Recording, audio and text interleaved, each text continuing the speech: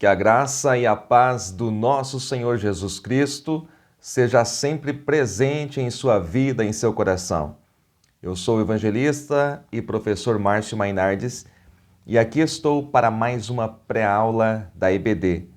Estamos no primeiro trimestre de 2023, nas lições bíblicas da CPAD, estudando Aviva a Tua Obra, o chamado das Escrituras ao quebrantamento e ao poder de Deus. Se você está conhecendo o nosso canal agora, seja bem-vindo.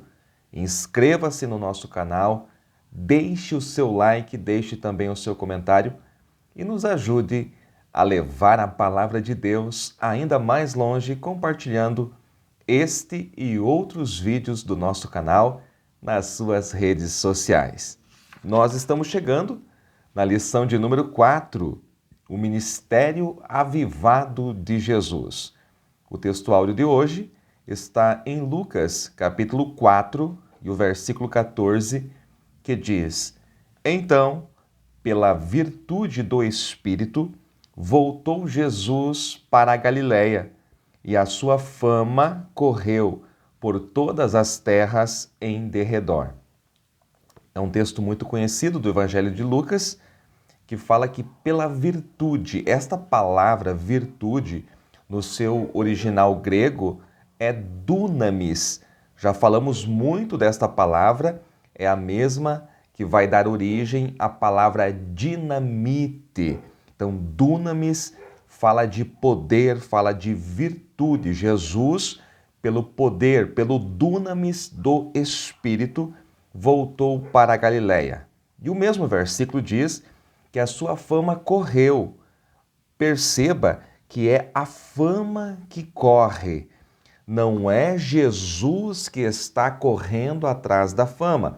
Então veja Jesus aqui, ele ensinando nós, os pregadores, os ensinadores, os professores, os pastores, a como proceder. Não é errado se tornar famoso. Não é errado. O errado é correr atrás da fama e fazer dela motivo de glória para si, porque toda a honra e toda a glória pertence ao Senhor Deus que fez os céus e a terra. Agora, não é pecado ser famoso. Jesus tornou-se famoso, mas era a sua fama que corria por todas as terras, por toda a vizinhança, por onde ele andava. Não era ele que procurava esta fama, e tudo isso que acontecia, ele tributava ao Pai, ao Senhor Deus, Jeová. A verdade prática da nossa lição diz que o alcance espiritual da vida de um crente avivado revela a extraordinária atuação do Espírito Santo. O nosso texto bíblico, a leitura bíblica em classe, está no Evangelho de Lucas, o capítulo 4, os versículos 14 ao 22. Eu recomendo sempre a leitura de todo o capítulo, principalmente para você que quer aprender mais da palavra e para você que é professor, isto é obrigatório. A nossa lição ela tem, como sempre, 3 objetivos. É muito importante olhar para os objetivos gerais da lição. Primeiro, apresentar Jesus e a pessoa do Espírito Santo. Este é o primeiro tópico. Depois, explicar a importância da oração no ministério de Jesus Cristo. E, por último, conscientizar de que Jesus teve uma vida na unção do Espírito Santo. Vamos lá então. O nosso primeiro tópico é Jesus e a pessoa do Espírito Santo. Aqui é muito importante entender que nós cremos em um só Deus. Temos um só Deus. Mas este Deus, ele é uma triunidade. É claro que no meio teológico utiliza-se mais a palavra trindade. Eu prefiro triunidade. Um Deus somente, que é composto de 3 pessoas. 3 pessoas, mas um só Deus. Isso precisa ficar bem claro para que você entenda esta aula. Cada uma das pessoas é uma alma, porém é um só Deus, né? É um só Deus, só tem um corpo, que é o corpo de Cristo, porque a Bíblia diz que Deus é Espírito. Então, o corpo é de Cristo. Então, nós temos ali 3 pessoas, ou seja, 3 almas, mais um só corpo, que é o corpo de Cristo, né? E Paulo vai dizer, né, que a plenitude da divindade vai habitar em Cristo, no corpo de Cristo, e nós temos também um só Espírito. Nós não temos 3 Espíritos. Quando a Bíblia fala do Espírito do Pai ou do Filho, está referindo-se ao Espírito Santo.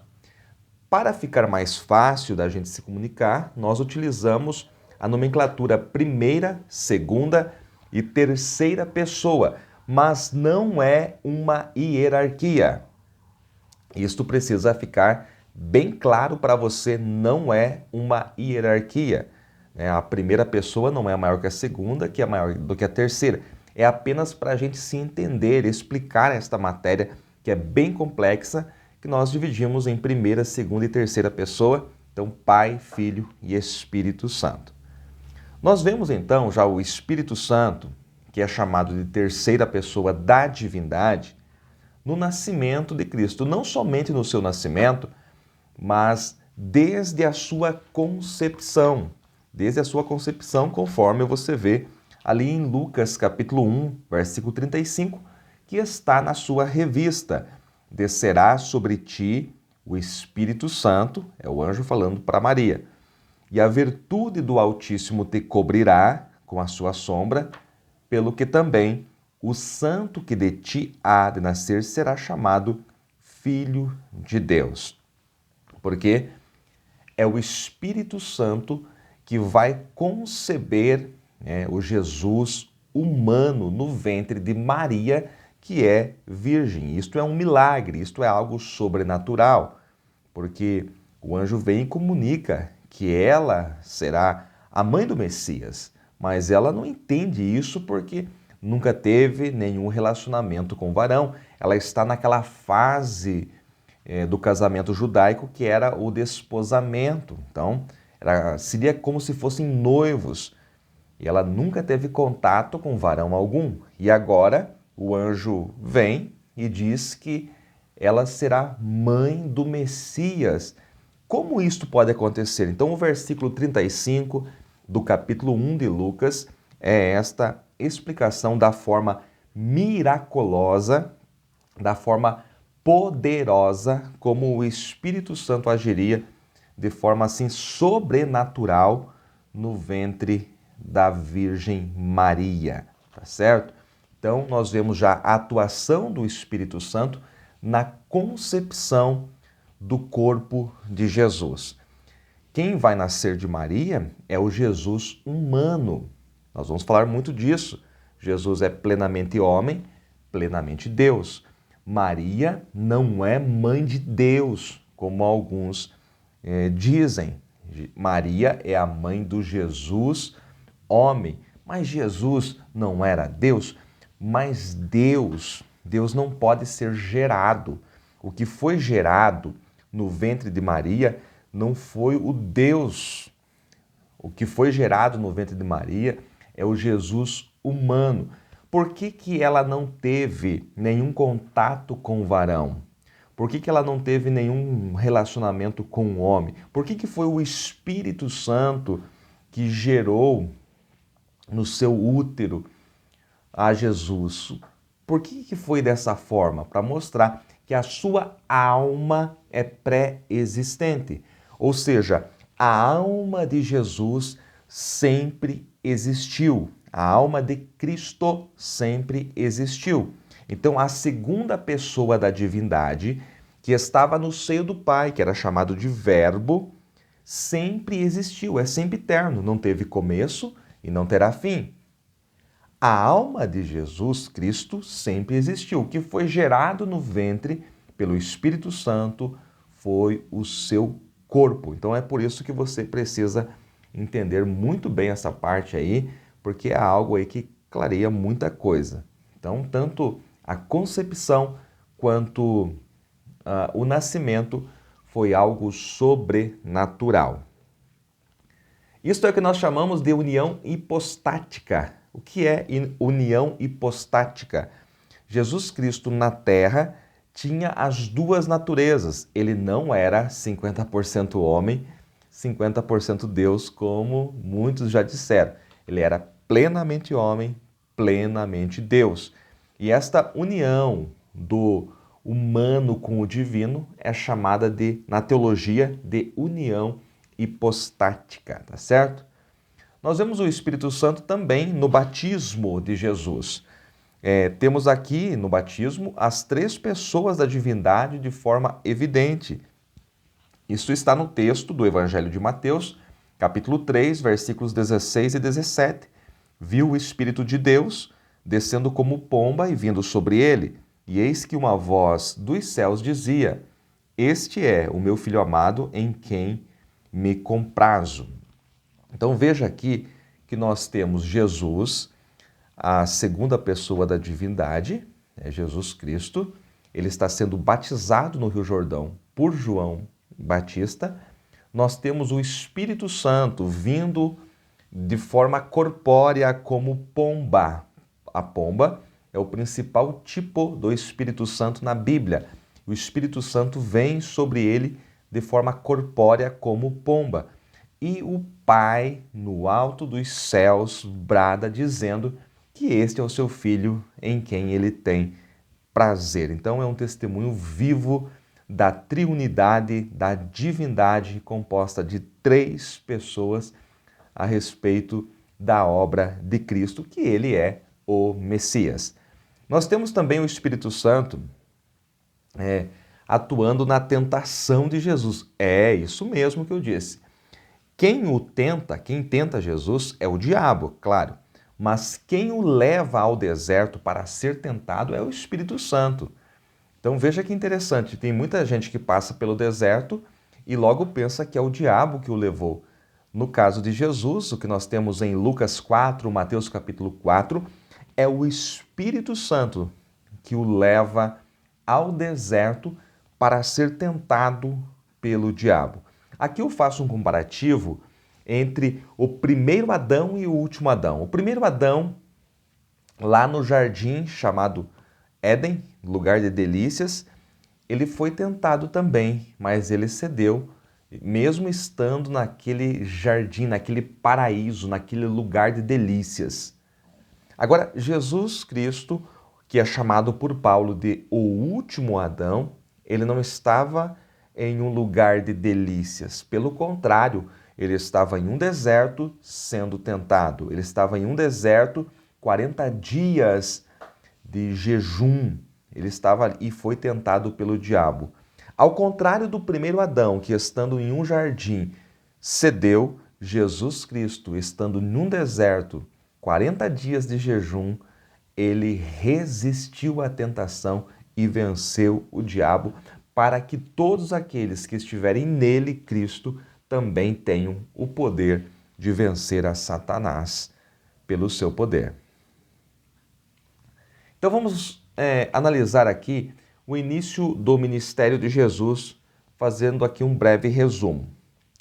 Então Jesus foi batizado por João no Rio Jordão, aí ele vai ser levado pelo Espírito Santo ao deserto para ser tentado, 40 dias de tentação no deserto, e quando ele volta, ele tem uma passagem rápida em Cafarnaum.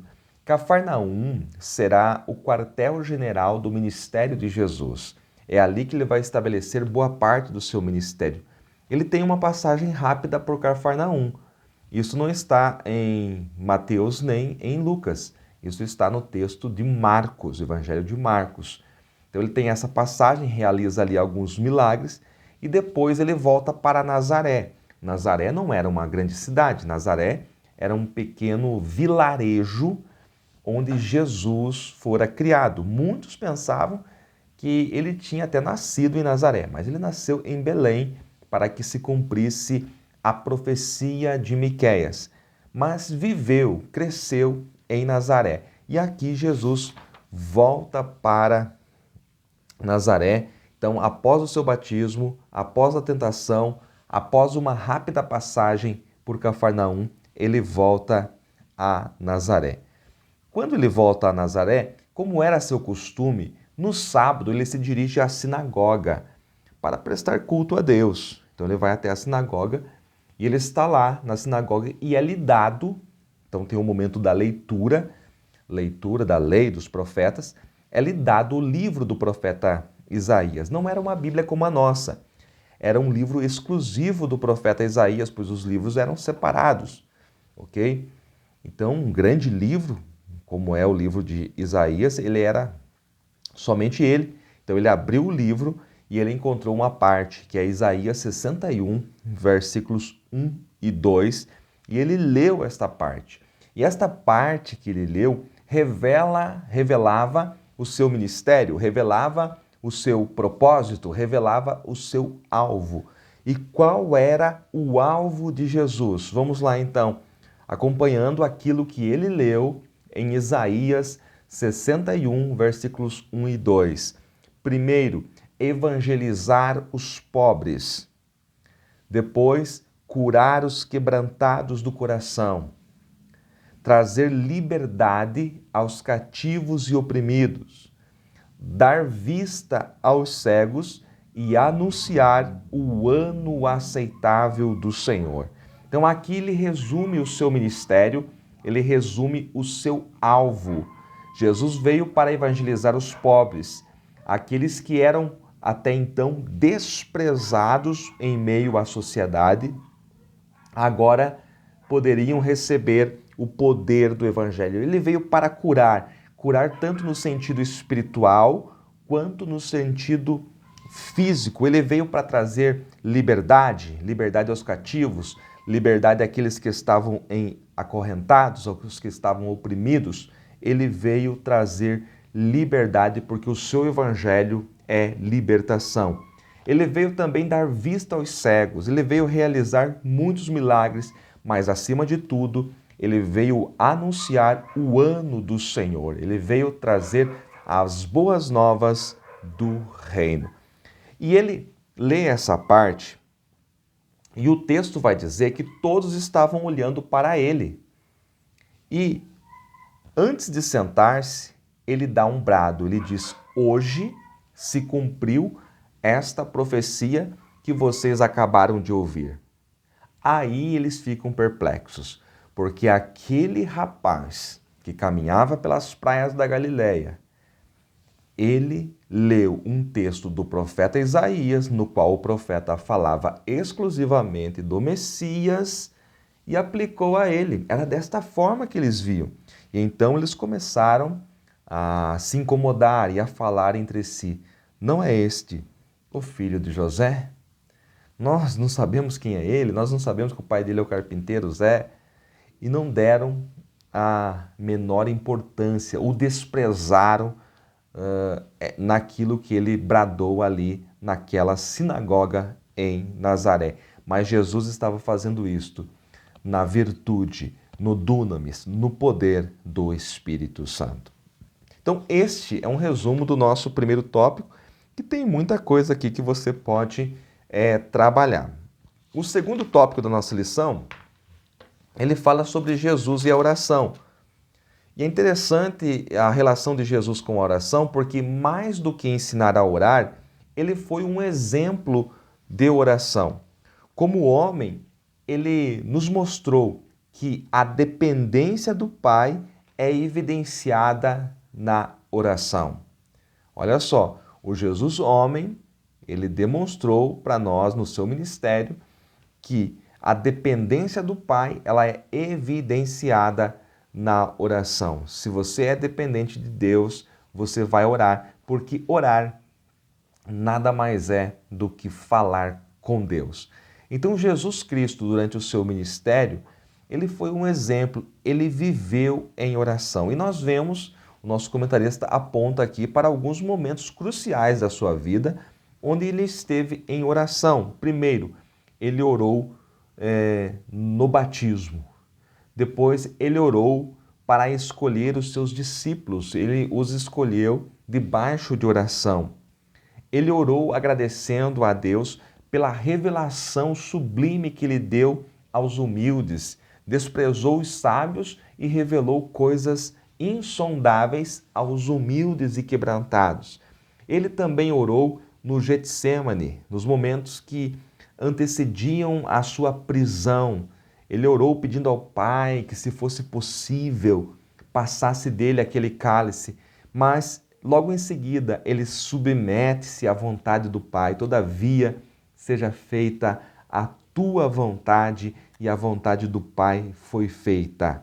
Então, nós vemos que Jesus, ele viveu uma vida de oração porque ele precisava ter comunicação contínua, assim como eu e você precisamos nos relacionar com Deus, e é através da oração que nós nos relacionamos com Deus. Jesus trouxe então também um modelo de oração, o qual está em Mateus, está em Lucas também, mas aqui eu quero citar o texto de Mateus, capítulo 6, versículos 9 ao 13, que é a oração modelo que nós chamamos de oração do Pai Nosso. A oração do Pai Nosso, ela não é uma mera liturgia ou para repetição contínua. Não é para você fazer dela uma reza, mas uma oração sem hipocrisia. Ela quer nos ensinar a fazermos uma oração sem hipocrisia, né? Perdoa as nossas dívidas, perdoa as nossas ofensas, assim como nós perdoamos. Então, faz para nós aquilo que nós fazemos ao nosso próximo. Então, uma oração sincera, sem hipocrisia, enaltecendo o nome do Senhor. Porque a oração começa dizendo: Pai nosso que está nos céus, santificado seja o teu nome. Então, o nome do Senhor, ele deve ser engrandecido. E também termina ansiando pela plenitude do reino de Deus, né? Porque teu é o reino, o poder, a glória e sempre. E ela também faz o clamor: venha o teu reino, e que este seja o desejo de todos nós que também oramos ao Senhor, que nós tenhamos nessa oração aqui um exemplo para as nossas orações. No terceiro e último tópico, nós temos uma vida na unção do Espírito. Aqui eu aprendo que nenhum homem, olha só, nenhum homem pode fazer a obra de Deus por si só. E o homem Jesus, o Jesus plenamente homem, provou isso. Então, tudo que Jesus fez, ele fez no poder do Espírito Santo. Talvez você aprendeu errado ou até já ensinou errado. Eu, no começo, quando era bem novo, eu entendia as coisas de maneira errada. Se alguém me perguntasse por que Jesus ressuscitou mortos, por que Jesus curou os cegos, né? Restaurou os coxos, fez muitos milagres, eu responderia: porque ele era Deus. E esta resposta não está correta, não estava correta, porque ele não fez isto sendo plenamente Deus, ele fez isso sendo plenamente homem. Porque se tudo que ele fez é porque ele era Deus, então quer dizer que nós não podemos viver uma vida semelhante à dele. E pelo contrário, nós podemos e devemos, junto com o Espírito Santo, imitar a Cristo, copiar a Cristo. Olha só, Jesus, lá em João, capítulo 14, versículo 12, ele afirmou que aquele que crê nele faria obras iguais às dele, e até obras maiores. Isso está escrito no texto de João 14, 12. Na verdade vos digo que aquele que crê em mim também fará as obras que eu faço. Como que alguém pode fazer obras iguais a Deus? E daí diz mais: e as fará maiores do que estas, porque eu vou para o meu Pai. Então, Jesus está dizendo que aquele que crê nele fará as obras que ele fez, e ele fez muitas obras, e poderá fazer até maiores. Como que alguém pode fazer obras maiores do que Deus? Então, aqui, obviamente, é impossível alguém fazer obras maiores do que Deus. Então, aqui, obviamente, ele está falando da sua plenitude humana, do Jesus homem, porque ele fazia todas essas obras no poder do Espírito Santo. Ele está dizendo, se vocês também viverem na virtude do Espírito Santo, no poder do Espírito, vocês também podem fazer estas obras. Então Jesus está ensinando a dependência da unção do Espírito Santo. Ele está ensinando aqui nesse texto. E é necessário que a gente entenda que tudo que fazemos e produzimos no reino é no poder e na unção do Espírito Santo. Isso precisa ser evidenciado na sua vida e você terá um ministério frutífero. Para que os crentes exerçam, então, o seu sacerdócio real, que sacerdócio real é este? O sacerdócio que nós vivemos hoje.